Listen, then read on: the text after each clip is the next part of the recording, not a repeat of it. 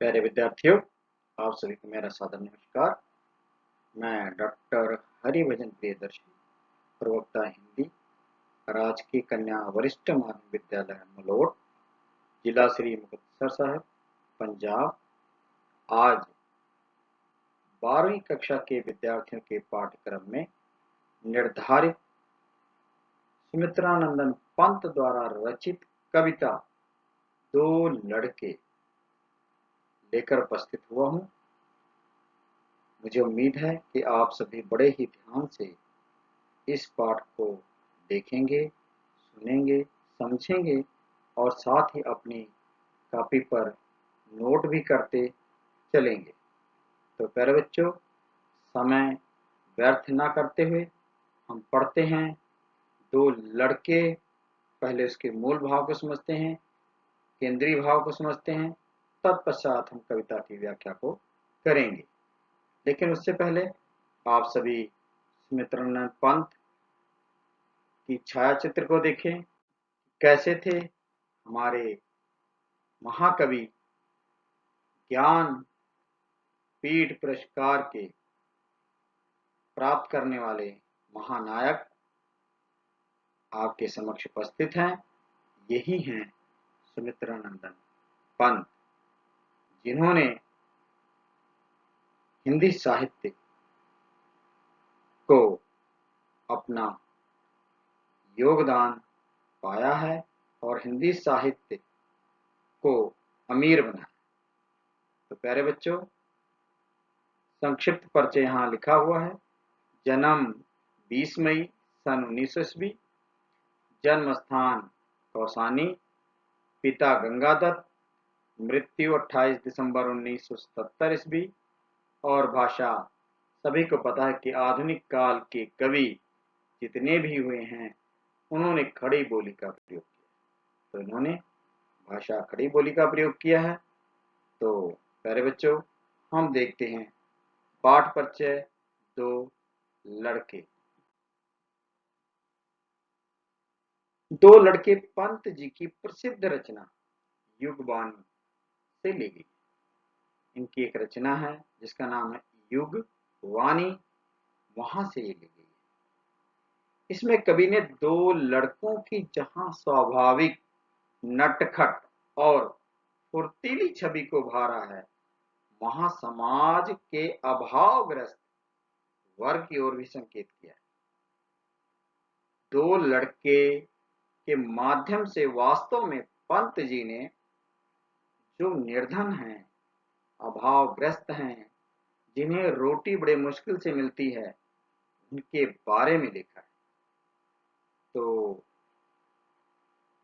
जिन्हें जीवन के पूर्ण साधन उपलब्ध नहीं है, कवि चाहता है कि यहाँ मानव समान हो और ऐसी आदर्श मानवता संसार में हो जाए, मानव का साम्राज्य मानव के कल्याण के लिए हो, ना कि शोषण के लिए। कविता में कुछ प्रतिवादी स्वर भी हैं। प्रगतिवादी कवि का रूप यहाँ देखने को मिलता है। कवि रक्त मांस से बने इंसान की मंगल कामना चाहता। दो लड़के पंत जी की महत्वपूर्ण रचना है। भाषा में चित्रात्मकता है, तत्सम शब्दों का प्रयोग भी है। तो हम पढ़ेंगे आगे पंत द्वारा लिखी गई कविता दो लड़के। आओ प्यारे बच्चों, देखो, ये छायाचित्र है दो बच्चों की जो खेल रहे हैं। और आप सभी को पता है ये बच्चे मस्त मौला होते हैं, किसी की फिक्र नहीं, ना काहू से दोस्ती ना काहू से बैर। ऐसा स्वभाव होता है बच्चों का। और ये भी कहा जाता है कि बच्चे तो भगवान की मूरत होते हैं, निश्चल निष्कपट भाव से विचरते हैं, कोई दुराव नहीं, कोई छिपाव नहीं, कुछ भी नहीं। और कहते हैं सच बोलते हैं तो बच्चे बोलते हैं, व्यक्ति नहीं बोलते। तो हम देखें कविता। मेरे आंगन में टीले पर मेरा घर, मेरे आंगन में टीले पर है मेरा घर, दो छोटे छोटे लड़के आ जाते हैं अक्सर, नंगे तन, ये देखो नंगे तन, नंगे तन गदबदे सांवले सहज छबीले, मिट्टी के मटमैले पुतले पर फुर्तीले, मिट्टी के मटमैले पुतले पर फुर्तीले। कवि कह रहा है कि मेरे आंगन में एक छोटा सा टीला और उस टीले के ऊपर मेरा घर, वहां दो छोटे छोटे से लड़के अक्सर प्राय आया करते हैं, नंगे तन है, उनके शरीर पर वस्त्र नहीं है, गदबदे मांसल हैं, कोमल हैं, बड़े बेचारे भरे हुए शरीर वाले, गठे हुए हैं पूरे, सांवले रंग के हैं, सहज छबीले और देखने में बहुत सुंदर लगते हैं। कहते ना बांका छैल छबीला, तो बड़े ही सुंदर देखने में दोनों बच्चे लग रहे हैं।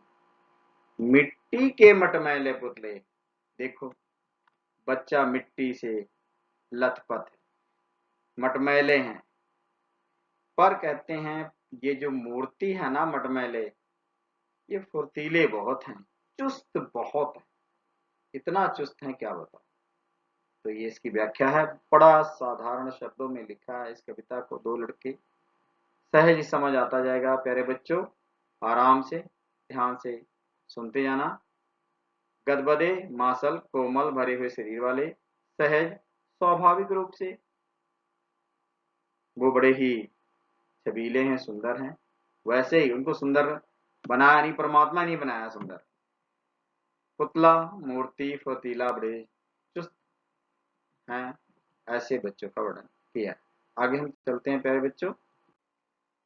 जल्दी से टीले के नीचे उतर, उधर उतर कर, जल्दी से टीले के नीचे उधर उतर कर, वह चुन ले जाते कूड़े से निधियां सुंदर, सिगरेट के खाली डिब्बे, पन्नी चमकीली, फीतों के टुकड़े, तस्वीरें नीली पीली। तो जो छोटी सी पहाड़ी है ना, फटाफट उससे उतर जाते, और उतर कर करते क्या है भाई, आप सभी ने बचपन में ऐसे करते हैं, क्या चुन ले जाते कूड़े से, कूड़े से निधियां सुंदर, खजाना, निधियां क्या होता है, खजाने, बच्चों के लिए खजाने क्या होते हैं ये बताओ, सिगरेट के खाली डिब्बे, माचिस है, ऐसे हम कूड़े में फेंक देते हैं, खाली हो गई, बच्चे क्या करते हैं, उठा कर ले जाते हैं, ठीक है ना। तो सिगरेट और माचिस के डिब्बों को भी ये ले जाते हैं, पन्नी चमकीले चमकीले पन्नी जो कूड़े में पड़ती थी उसको भी उठा ले जाते थे, फीतों के टुकड़े, जब हम फीते जूता प्रयोग कर लिया उसके बाद फेंक दिया तो उसको, तस्वीरें नीली पीली, और जो भी ये तस्वीरें नीली पीली होती थी इसको भी लेकर जाते थे। ऐसे थे कौन, वो छोटे छोटे बच्चे, बालक। दो लड़के कविता के कवि का नाम बताएं, अभी हमने पढ़ लिया, कौन है, सूर्यकांत त्रिपाठी निराला नहीं प्यारे बच्चों, जयशंकर प्रसाद नहीं, तो फिर महादेवी वर्मा नहीं, तो फिर कौन है, वो है सुमित्रानंदन पंत, हमारा उत्तर होगा खा, ठीक है। चलो अन्य पद को हम देखते हैं और आगे बढ़ते हैं। मासिक मासिक पत्रों के कब्रों, मासिक पत्रों के कवरों को और बंदर से किलकारी भरते खुश हो अंदर से। दौड़ पर आंगन के फिर हो जाते ओझल,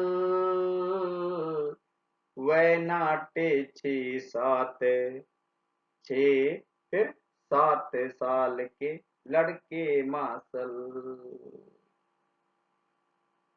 कवि सुमित्रानंदन पंत जी कहते हैं, ये देखो प्यारे बच्चों, ये कबर को अगर मैंने फेंक दिया कूड़े में तो क्या होगा, बच्चे आएंगे उठाकर ले जाते हैं, ऐसा कह रहा है कवि पंत जी। और बंदर से किलकारी भरते हैं, जैसे बंदर टपूसी मारते हैं ना, वैसे ये बच्चे मार रहे हैं, अंदर से खुश हो गए। और बच्चे जब खेलते हैं तो अंदर से कोई रोकने टोकने वाला ना हो, कितने आनंद मग्न रहते हैं। दौड़ पार आंगन से हो जाते ओझल, और ओझल हो जाते मुझे दिखाई ना देते। वह छोटे छोटे नाटे मतलब छोटे छोटे कद के, कितने वर्षों के थे बालक, को ज्यादा बड़े नहीं थे, 6 7 साल के लड़के मासल थे, मजबूत सुंदर कोमल। कितने साल के थे, 6 7 साल। साधारण शब्दों में व्याख्या हो गई बेटा। प्रश्न देखो, दो लड़के कविता में लड़कों की आयु क्या है। अभी हमने आपको बताया 5 6 वर्ष नहीं प्यारे बच्चों, 7 8 वर्ष नहीं, 6 7 वर्ष। बोलो हाँ, 8 9 वर्ष भी नहीं, यहाँ देखो 6 7 लिखा हुआ, तो हमारा भी उत्तर क्या होगा, 6 7। ये लिखा है उत्तर। दो लड़के किस प्रकार की कविता है, छायावादी, प्रगतिवादी, भक्तिवादी।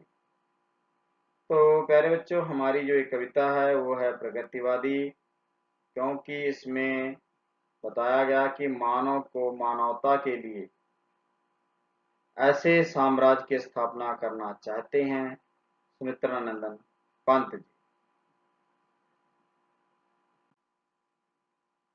अन्य जो पद आ गया आपके समक्ष, देखो, सुंदर लगती नगन दे, दिखाया था ना, सुंदर लगती नगन दे, मोहती नयन मन, मोहती नयन मन मानो के नाते उर में भरता अपनापन। मानो के बालक हैं ये पासी के बच्चे, रोम रोम मानो साचे में ढाले सच्चे। कवि कह रहा है कि उनकी नग्न शरीर, नंगी शरीर हमारे नैनों को और इस मन को मोह लेती थी, देखने में बहुत सुंदर लगते थे, और मानव होने के नाते ऐसे मैं उन्हें अपने हृदय से लगा लूं और अपनापन दिखाऊं।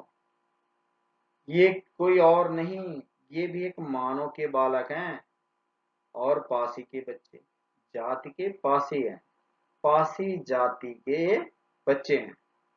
और इनका रोम रोम जो है ना, वो मानवता के सांचे में वास्तव में ढाला गया है, इनमें मानवता भरी है। नाटे छोटे कद के, पासी एक जाति विशेष है प्यारे बच्चों। ये दो लाइन आई हुई जो कठिन शब्द है, दोनों मैंने आपको बता दिया।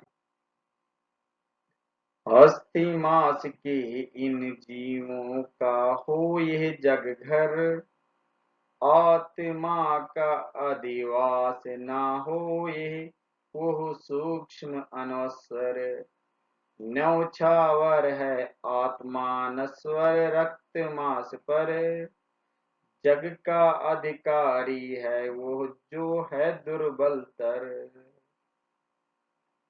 अस्थि मतलब बेटा हड्डी, मांस का मतलब मांस, ये जो अपना शरीर बना है ये किसका बना हुआ, हड्डी और मांस का।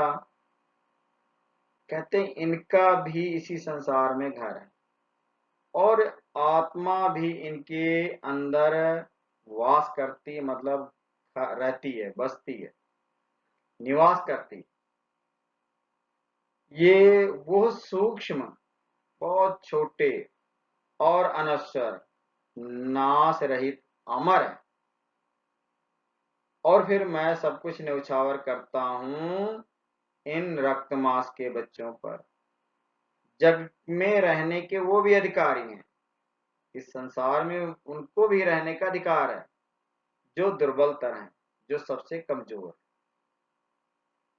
ये नहीं कि केवल एक पूंजीपति और अमीर व्यक्ति ही को ही अधिकार है इस संसार में रहने का, सबसे कमजोर और निर्धन व्यक्ति को भी इस संसार में रहने का उतना ही अधिकार है।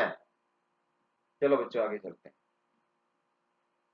वाहिग्न बाढ़ उल्का झंझा की, वाग्न बाढ़ उल्का झंझा की भीषण भूपरे। कैसे रह सकता है, कैसे रह सकता है कोमल मनुज कलेवर, कोमल मनुज कलेवर। निष्ठुर है जड़ प्राकृति, सहज भंगुर जीवित जन। मानो को चाहिए यहाँ मन जो चित्त साधन, मन जो चित्त साधन। प्यारे बच्चों, कठिन शब्दों के अर्थ देखें ताकि आपको अच्छी तरह से समझ आ सके। वाग्न आग, उल्का जब तारा टूटता है,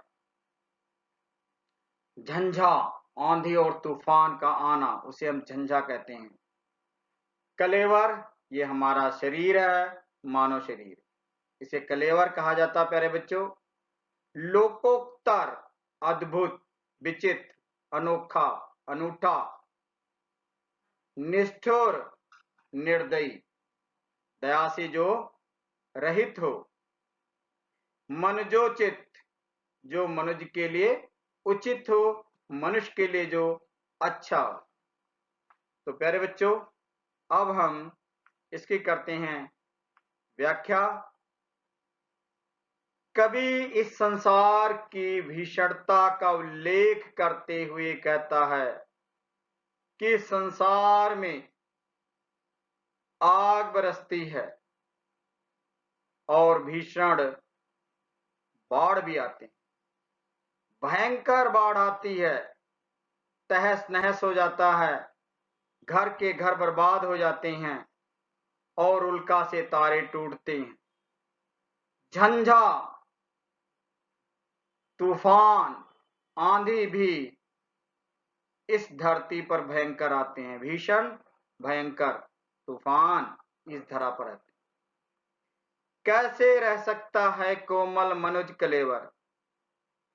कवि पंत जी कहते हैं, पीछे से देखो बेटा, कोमल मनुज कलेवर, जहां पर आग बरस रही हो, भयंकर बाढ़ आ रहा हो, तारे टूट कर नीचे गिर रहे हो, आंधी और तूफान आ रहे हों, उस धरती पर भला कोमल, मनुज मतलब मनुष्य, कोमल शरीर वाला मनुष्य कैसे रह सकता है।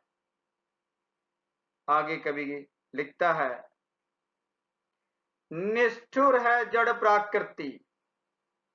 ये जो प्राकृति है, जहां पर आंधी तूफान बाढ़ आदि आती है, ये सभी सहज ही भला जो क्षण भंगुर है, भंगुर जीवित जन, क्षण भंगुर मनुष्य जो पल में समाप्त होने वाला है, भला कैसे जी सकता है, जीवित रह सकता है।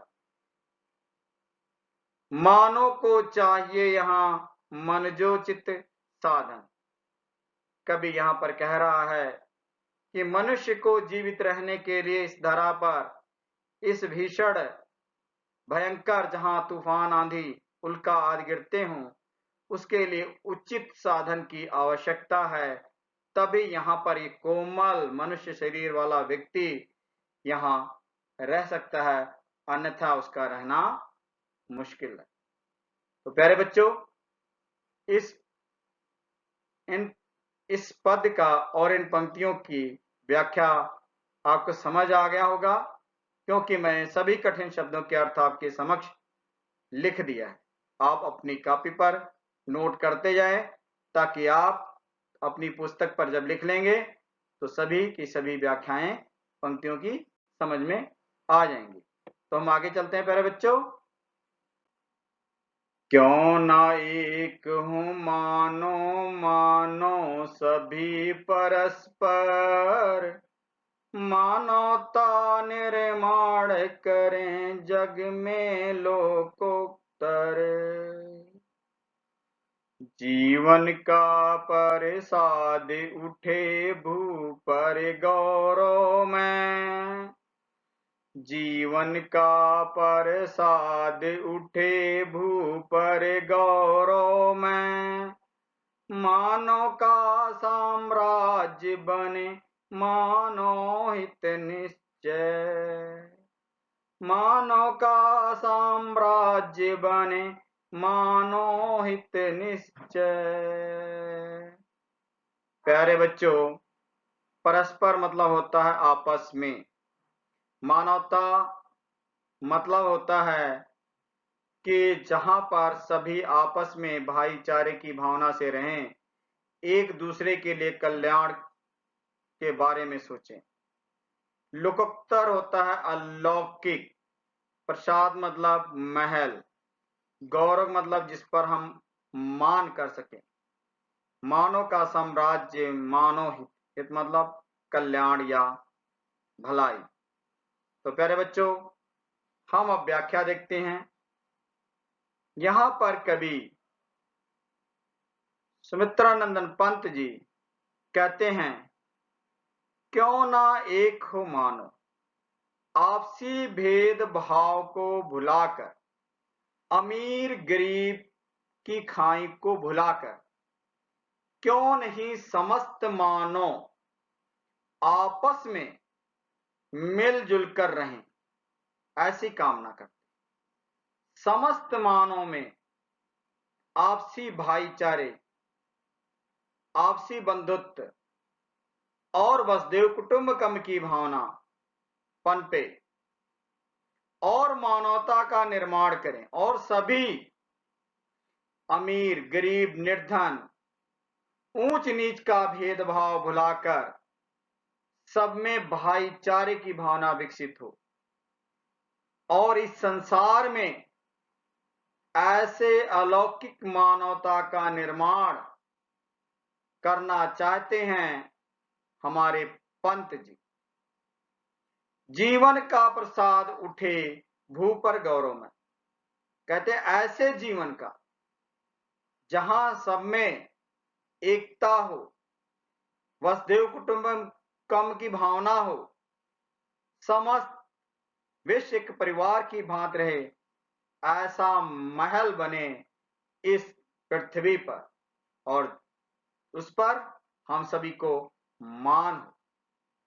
मानव का साम्राज्य का विस्तार मानव के कल्याण के लिए होना चाहिए, ऐसे पंत जी कहते हैं कि अगर मानव के साम्राज्य का विस्तार हो तो उसमें मानव का अहित बिल्कुल ना हो, बल्कि मानव हित की बात सोची गई हो, मानव कल्याण की बात सोची गई हो, समस्त मानव को एक सूत्र में पिरोया गया हो, और वसुदेव कुटुंबकम की भावना सब में हो, ऐसा इस पद में हमें पंत जी ने कहा है।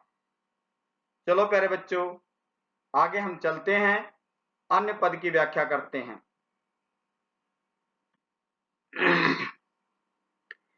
जीवन की क्षण धूल रह सके जहां सुरक्षित, जीवन की क्षण धूल रह सके जहां सुरक्षित, रक्त मांस की इच्छाएं जन की हो पूरित, रक्त मांस की इच्छाएं जन की हो पूरित, मनुज प्रेम से जहां रह सके मानो ईश्वर, और कौन सा स्वर्ग चाहिए तुझे धरा पर, और कौन सा स्वर्ग चाहिए तुझे धरा पर। पंत जी कहते हैं जहां समस्त मानव एक क्षण धूल के समान है और वहां सभी सुरक्षित रहें